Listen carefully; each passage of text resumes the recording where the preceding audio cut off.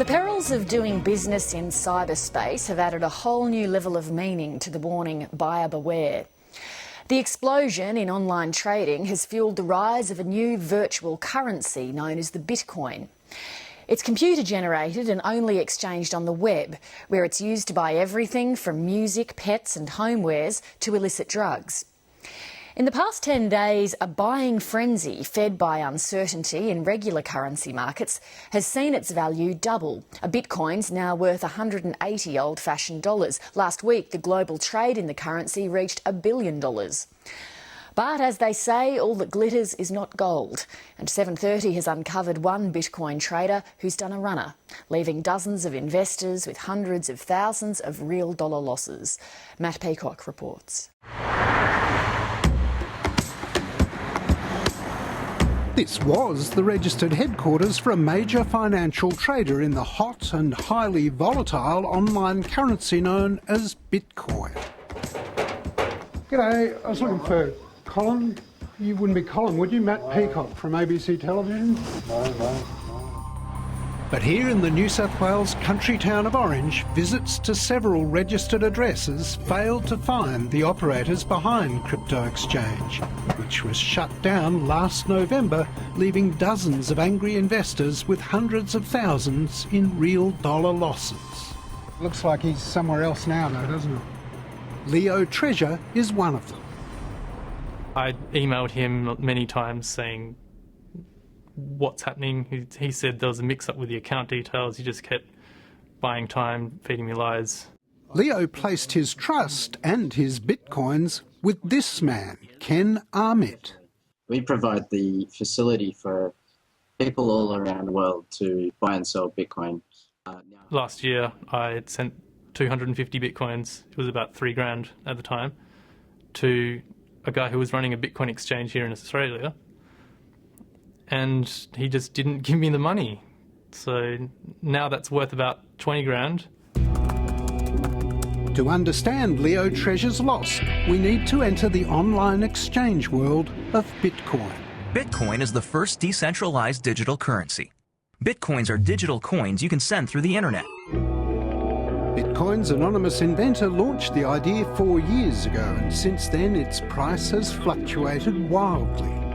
It's a virtual currency, a collection of encrypted computer codes that can be traded anonymously person to person, bypassing banks, which is why Bitcoin's so popular with the Silk Road trade in illegal drugs on the dark side of the web.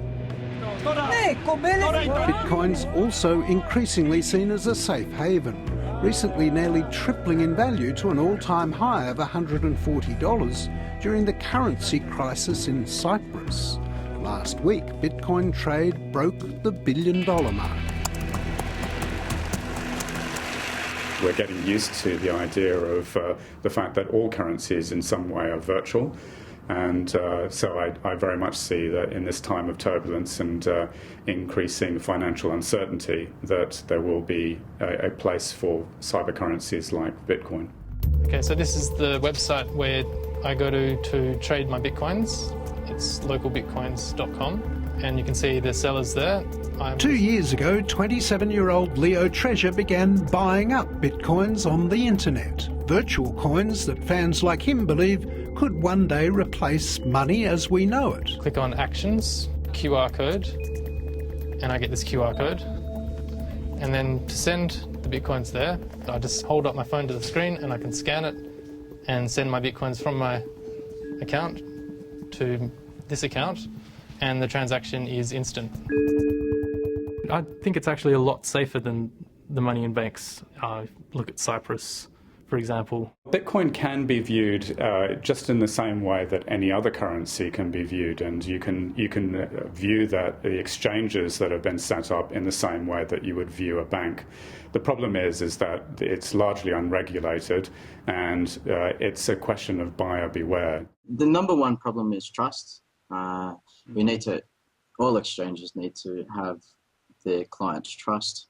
So you need to build up the reputation. But the traders with Crypto Exchange weren't beware enough, it seems, of the smooth-talking Ken Armitt. In November last year, Crypto Exchange abruptly ceased trading, and people from as far away as Atlanta, Georgia, lost their money. I have kind of lost all my money at crypto exchange, and I don't know what to believe about Ken. He's a very nice gentleman, and but anyway, I've lost a huge chunk of my money, and a lot of it was money I borrowed. I trusted him because he had an Australian company number. I thought he was legit. Hello?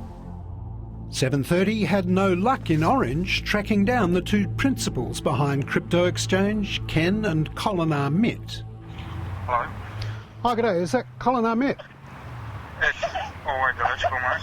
G'day. Colin, it's Matt Peacock here from ABC Television. Do you mind if I just record a few questions I wanted to put to you about crypto exchange, the company you used to run? Number, mate. Sorry? That's not me, mate. You got the wrong number. Who have I got now? You got Lewis From, Always Electrical. sorry, where? Try him once more. The mobile phone you are calling is switched off. Please try again later. Later, 730 again rang this number for Always Electrical, and a man identifying himself as Colin Armitt answered the phone. He said he's an electrician on the New South Wales Central Coast and has no knowledge whatsoever of crypto exchange or its operating company, Kensicol. But Colin Armitt's electrician's licence reveals that he is the same person who until last year was the sole director of Kensicol. So from day one, we built a solid banking system. Ken Armitt has been equally hard to find. Leo Treasure did speak to him by phone late last year through the Orange car yard, which now says it has nothing to do with him. I rang him, spoke to him, said, hey, I'm one of your customers. Where's my bitcoins? Yeah, I said, where's my money? Because I cashed out the bitcoins using his website. And he said the money should be getting sorted. We've just got a few issues. The guys are handling it. It'll be a few weeks away. So what happened then? You rang back when it didn't happen, did you? Yeah, and he's just... I said, like, I'm going to have to take your company to court and possibly liquidate the company. And he said, go for it, mate. Do whatever you like. 730 finally did make email contact with Ken Armitt, but he'd only say that crypto exchange customers will soon be contacted by an appointed liquidator. That's cold comfort for Leo Treasure and his fellow traders. This is not play money for a lot of us. This is, this is our life savings, and more than that. I just eventually worked out he was never going to send me the money, and I'm now in the process of trying to take this to court. There it is, transaction submitted. Despite this setback, Leo Treasure remains a Bitcoin enthusiast, along with others across the globe who believe the virtual currency does have a future. It's a decentralized currency. It's not backed by any particular government. And so if everybody decided tomorrow not to support it, it would just vanish from the earth. We've had problems like that with other currencies, and it has defied expectations and is still around and has increased in value. Matt Peacock with that report.